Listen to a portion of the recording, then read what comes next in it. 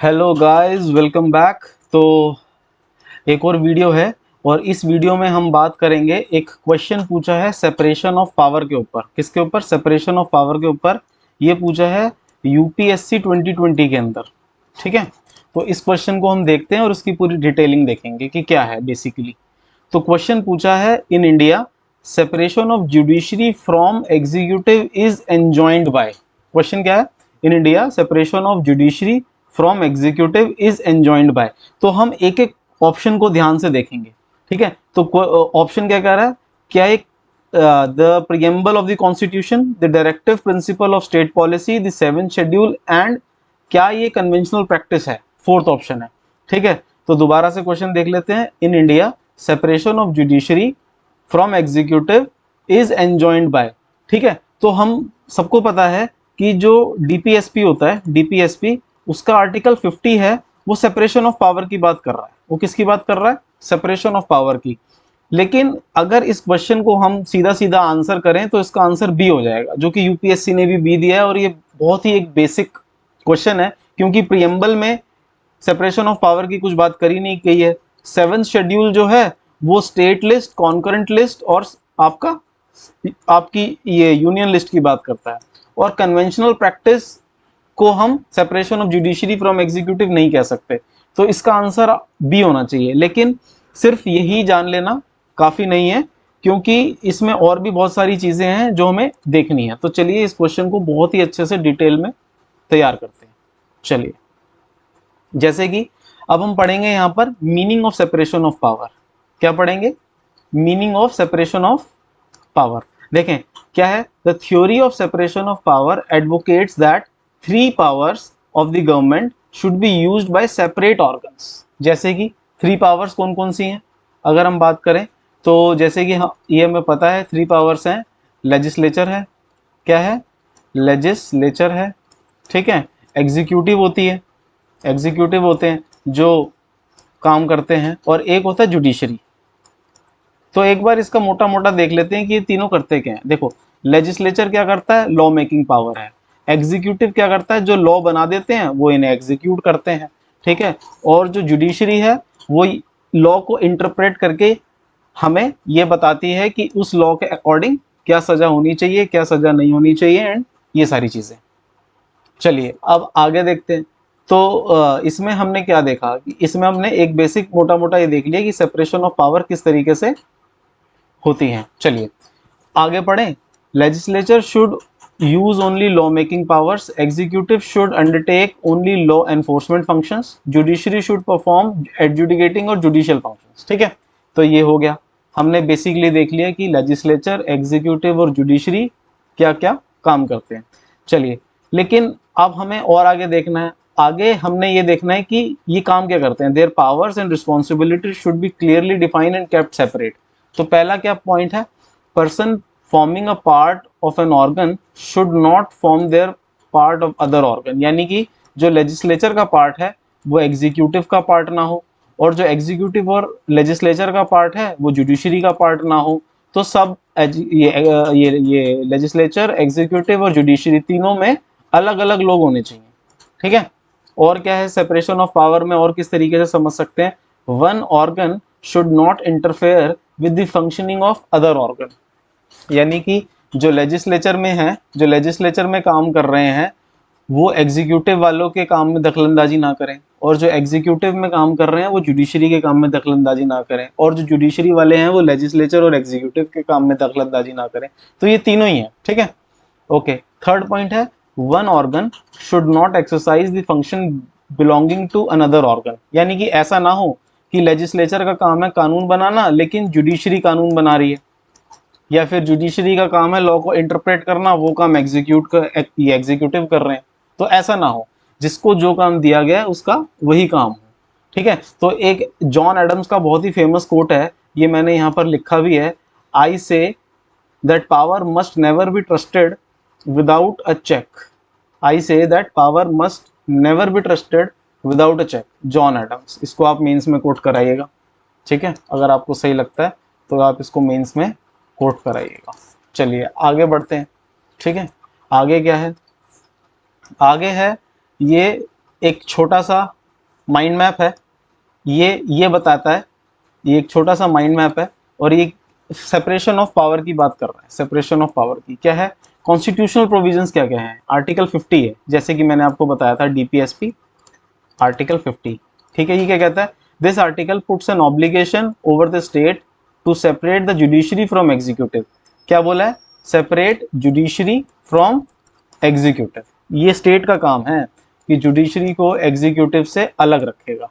ठीक है, बट और आगे क्या है, फिर आर्टिकल 123 क्या कहता है, आर्टिकल 123 कहता है the president being an executive head, executive का हेड कौन सा होता है, प्रेसिडेंट होता है। वो वहां मेंशन्ड है, ये आर्टिकल 123 के अंदर मेंशन्ड है, of the country is empowered to exercise legislative power in certain conditions.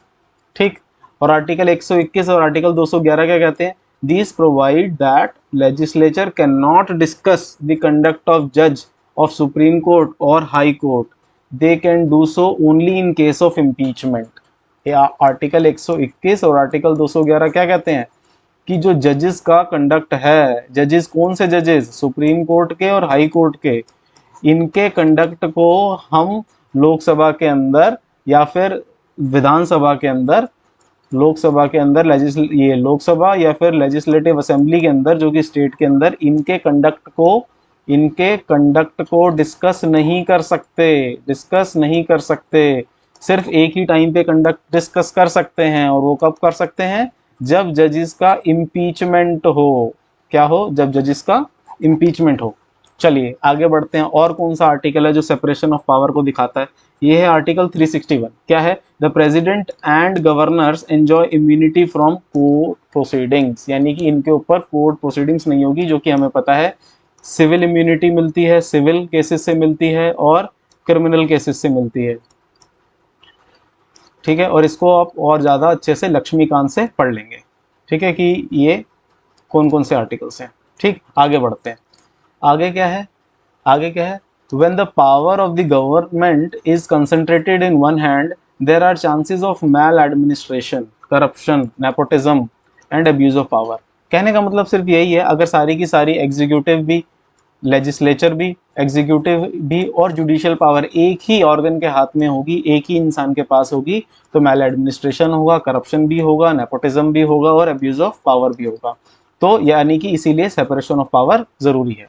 चलिए अब एक बहुत ही अच्छी टेबल को हम पढ़ेंगे। इस टेबल में है फंक्शनल ओवरलैपिंग, यानी कि फंक्शनल ओवरलैपिंग क्या है। ठीक है, ये हम अच्छे से समझते हुए चलेंगे। ठीक, तो फंक्शनल ओवरलैपिंग हम अच्छे से समझते हुए चलेंगे। ठीक है, तो यहाँ पे मैं हाईलाइट कर रहा हूँ, अब देखते रहिए।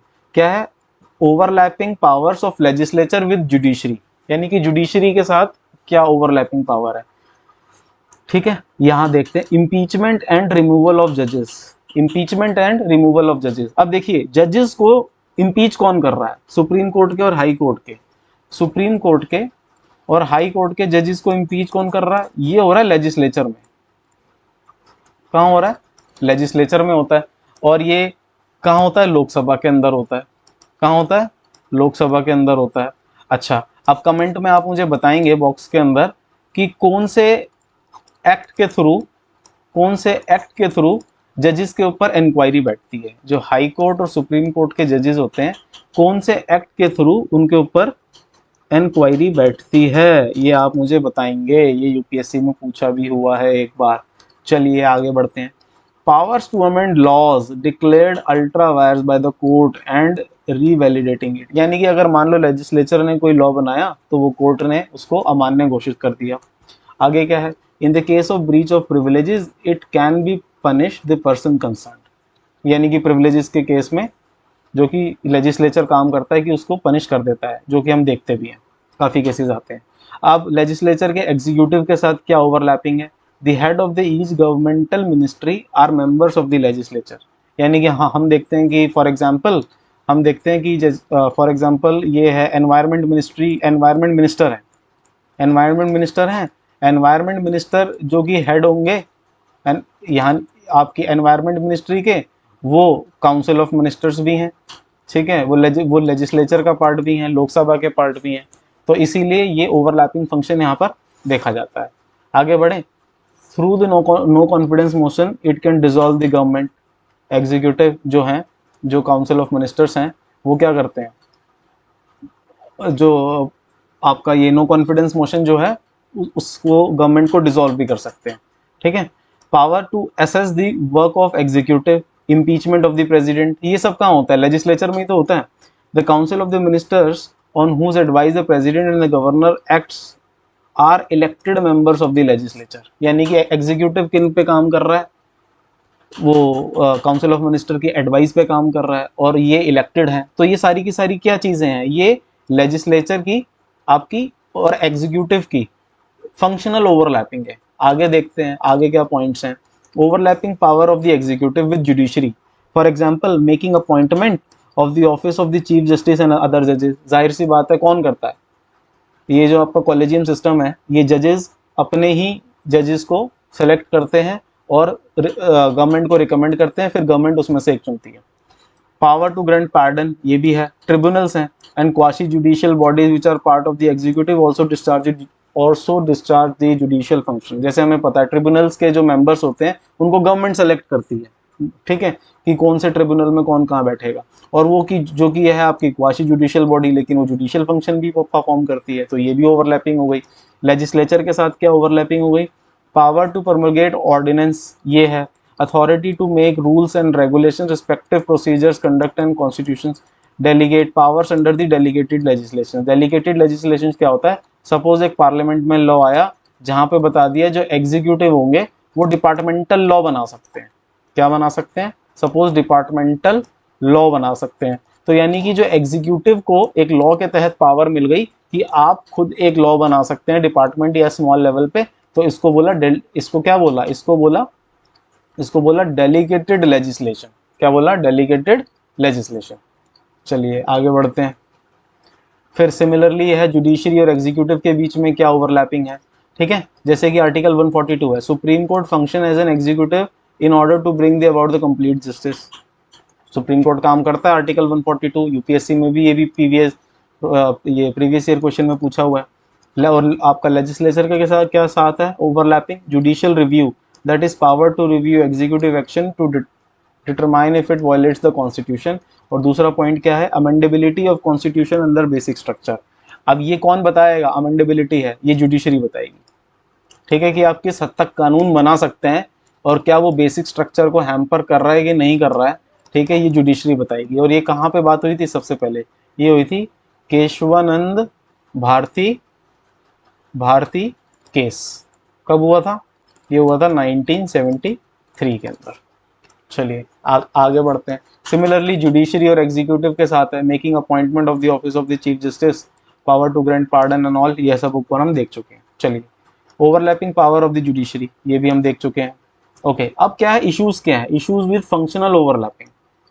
इशू अगर सपोज लेजिस्लेचर, एग्जीक्यूटिव और जुडिशरी की फंक्शनल ओवरलैपिंग है, फंक्शनल ओवरलैपिंग का मतलब लेजिस्लेचर वाले एग्जीक्यूटिव का काम कर रहे हैं, जैसे ऊपर देखा, एग्जीक्यूटिव वाले कभी कभार जुडिशरी का भी काम कर लेते हैं, फॉर एग्जांपल ट्रिब्यूनल, जुडिशरी वाले एग्जीक्यूटिव और लेजिस्लेचर का भी काम कर सकते हैं। फॉर एग्जांपल हमने देखा आर्टिकल 142 के अंदर, या फिर ये बताना कि कोई लॉ बेसिक स्ट्रक्चर को वायलेट कर रहा है नहीं कर रहा है, ये सब काम किसका, जुडिशरी का। तो इसकी वजह से दिक्कत क्या आती है, इसकी वजह से दिक्कत आती है अनअकाउंटेबिलिटी, यानी कि अकाउंटेबल क्यों कौन होगा। अगर लेजिस्लेचर ने कोई कानून बनाया, फॉर एग्जांपल ईडब्ल्यूएस का रिजर्वेशन का भी मुद्दा चल रहा है सुप्रीम कोर्ट के अंदर। अब सुप्रीम कोर्ट ये देख रहा है कि ये बेसिक स्ट्रक्चर को वायलेट कर रहा है नहीं कर रहा है, या फिर ये कॉन्स्टिट्यूशनल है या नहीं, तो ये सुप्रीम कोर्ट उसकी वैलिडिटी चेक कर रहा है, ठीक है। तो अगर हमने लेजिस्लेचर बना रहा है, जुडिशरी उसे हटा दे रही है, एग्जीक्यूटिव उसको ठीक से पालन नहीं कर पा रही है, ठीक है, यानी कि तीनों की अपनी अपनी मजबूरियां हो गई हैं, ठीक है। यानी कि ऐसा तो है नहीं कि लेजिस्लेचर ने एक बार जो लॉ बना दिया वो मतलब जुडिशरी में चैलेंज नहीं हो सकता। तो इसकी वजह से हुआ क्या, अब जिम्मेदार कौन होगा, अनअकाउंटेबिलिटी की एक बहुत बड़ी प्रॉब्लम आ जाती है, ठीक। फिर प्रॉब्लम आ जाती है इरोजन ऑफ फेथ, हमारे जो लोगों का विश्वास खत्म हो जाता है कि ये जो तंत्र हैं लेजिस्लेचर, एग्जीक्यूटिव और जुडिशरी ठीक से काम नहीं कर रहे हैं। फिर एक्यूमुलेशन ऑफ पावर, यानी कि फॉर एग्जांपल देखा जाए एग्जीक्यूटिव के सारे एक्शन और लेजिस्लेचर के सारे एक्शन, क्या एग्जीक्यूटिव के सारे एक्शन और लेजिस्लेचर के सारे एक्शन जो आपकी जुडिशरी है वो क्या कर रही है, वो नलीफाई कर देती है, यानी कि सारी की सारी पावर फाइनली देखा जाए तो किसके हाथ में आ गई, वो आ गई जुडिशरी के हाथ में। तो ये बहुत गलत है। और क्या है, और क्या है, adverse effects on the development. जाहिर सी बात है, अगर बहुत सारे केसेस ऐसे ही चलते रहेंगे जहाँ पर ओवरलैपिंग पावर होती रहेगी, सब अपने अपने मन की करेंगे, तो डेवलपमेंट तो इफेक्ट होता ही है। तो इसीलिए क्या होना चाहिए, चेक्स एंड बैलेंसेस होने चाहिए, चेक्स एंड बैलेंसेस होने चाहिए। ठीक है, कि लेजिस्लेचर है, एग्जीक्यूटिव है, जुडिशरी है, ठीक है, लेकिन with in certain limits, with in certain limits ये अपने अपने एरिया का काम करते हैं, लेकिन ये एक दूसरे के ऊपर चेक्स एंड बैलेंसेस भी रखते हैं। जैसे कि judiciary has the power of judicial review over the actions of executive and the legislature. ये हमने अभी ऊपर देखा जुडिशरी किस तरीके से करती है काम। फॉर एग्जाम्पल EWS वाला case, judiciary has the power to strike down any law passed by the legislature. For example एक आया था आपका ये क्या बोलते हैं इसको, national judicial appointment commission NJAC। ये पार्लियामेंट में एक्ट पास हुआ, इसको जजेस ने क्या करा, सुप्रीम कोर्ट के जजेस ने क्या करा, इसको हटा दिया कि ये नहीं होगा। तो उन्होंने कहा नेशनल जुडिशियल अपॉइंटमेंट कमीशन नहीं होगा, यहाँ पर सिर्फ और सिर्फ हम जो कॉलेजियम सिस्टम है, जो कॉलेजियम सिस्टम है वो पहले से ही, जो कॉलेजियम सिस्टम है वो पहले से ही यहाँ पर जो चलता आ रहा है वही चलेगा। ठीक है, और क्या प्रॉब्लम हो सकती है, the legislature also reviews the functioning of the executive. ये भी होता है कि फंक्शनिंग करती है लेजिस्लेचर एग्जीक्यूटिव की। ठीक है, ऑल्दो जुडिशरी इज इंडिपेंडेंट, जजेस are appointed by the executive. ये सारी की सारी बेसिकली क्या है, चेक्स एंड बैलेंसेज हैं जो हम रखते हैं। ठीक, ओके, अब ये एक माइंड मैप है, ये एक माइंड मैप है, ये बहुत इंपॉर्टेंट है। क्या है इस माइंड मैप में, इस माइंड मैप में क्या है, judicial pronouncements on separation of power. For example Kesavananda Bharati case, किसके लिए अभी मैंने बताया ऊपर, बेसिक स्ट्रक्चर के लिए बताया। ठीक है, basic structure, supreme court held that, supreme court held that, supreme court held that amending power of the parliament is subject to the basic feature of the constitution, so any amendment violating the basic features will be declared unconstitutional. ये supreme court ने बता दिया। ठीक, और क्या है, Indira Gandhi versus Raj Narain 1975, क्या case है, सुप्रीम कोर्ट ने बोला held that educating the dispute is a judicial function and parliament can not exercise this function. आपको याद होगा इस केस में राज नारायण जीत गए थे और इंदिरा गांधी का कैंडिडेचर कैंसिल हो गया था। ये पहले इलाहाबाद हाई कोर्ट में चला था, फिर सुप्रीम कोर्ट में गया था केस। आगे बढ़ते हैं, और इस केस के बारे में मैं आपको थोड़ा सा और बता दूं। ठीक है, इंदिरा गांधी वर्सेस राज नारायण के केस में क्या हुआ था कि जो राज नारायण थे वो केस जीत गए थे इंदिरा गांधी से।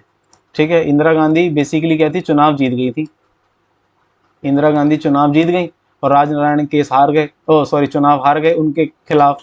तो राज नारायण ने को लगा कि मुझे इंदिरा गांधी ने ये जो केस है ये फर्जी तरीके से जीता है, तो उन्होंने इसको इलाहाबाद हाई कोर्ट में इन्होंने इनको चैलेंज करा था, और चैलेंज करके फिर वहाँ पर राज नारायण केस जीत गए थे, और फिर ये सुप्रीम कोर्ट में चैलेंज हुआ था। तो यही है, यहाँ पे इंदिरा गांधी का कैंडिडेचर कैंसिल हो गया था, इलाहाबाद हाई कोर्ट ने कर दिया था। स्वर्ण Singh case 1998, in this case the Supreme Court held the UP governor pardon of a convict of unconstitutional। यानी कि सुप्रीम कोर्ट ने क्या बोला, held that the UP governors pardon of a convict is unconstitutional. यानी कि एक कन्विक्ट है, यानी कि किसी को सजा हो गई और गवर्नर ने उसको पार्डन कर दिया। ठीक है, यानी कि उसकी सजा माफ कर दी है नॉल, तो ये अनकॉन्स्टिट्यूशनल है। ये स्वर्ण सिंह केस 1998 में ये चीज़ कोर्ट ने बोला था। तो ये सेपरेशन ऑफ पावर के ऊपर कुछ इंपॉर्टेंट जजमेंट्स हैं जो कि आप मेंस में कोट करेंगे तो अच्छा रहेगा। ठीक, अब लाइक ये है comparison of separation of power in USA. अब आप इसको देख सकते हैं, यहाँ का आप एक इसका अच्छा सा स्क्रीनशॉट ले लीजिए। चलिए और फिर कंक्लूजन है, तो इनका आप थोड़ा सा आप इसको पढ़ लेना। और इसी तरीके से हमने क्या करा, हमने प्रीलिम्स का एक क्वेश्चन उठाया और उसके ABCD, ठीक है, सारे के सारे जो भी ऑप्शंस थे उनमें से एक ऑप्शन को हमने जो बेस्ट था वो टिक करा। लेकिन जो बेस्ट था, सपोज यहाँ B बेस्ट था, तो वो क्यों टिक करा, उसके पीछे पूरा एक डिटेल एनालिसिस हमने करा। क्या करा, एक पूरा डिटेल एनालिसिस हमने करा। अगर आपको इसी तरीके की वीडियोस आपको अच्छी लगी तो बिल्कुल आप मुझे कमेंट सेक्शन में बता सकते हैं, मैं और इस तरीके की डिटेल्ड एनालिसिस वीडियो लेकर आता रहूँगा। चलिए, थैंक यू वेरी मच।